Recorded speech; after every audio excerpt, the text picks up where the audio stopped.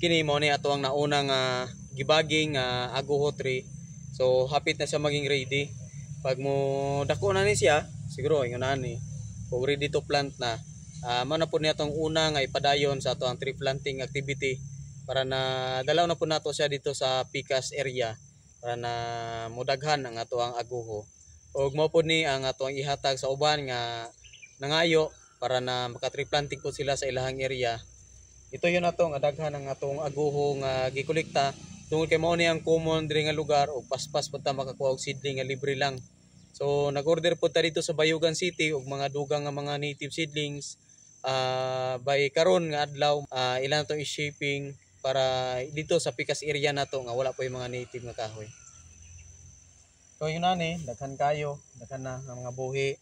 Una po tayo mga bag-o nga kuan, gitanom pero ang uban niya nga mga dahon medyo nalaya siya pero buhi pa ang iya mga punuan so maka-recover pa ni siya.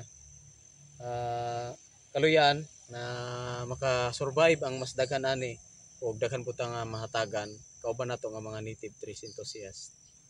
Thanks.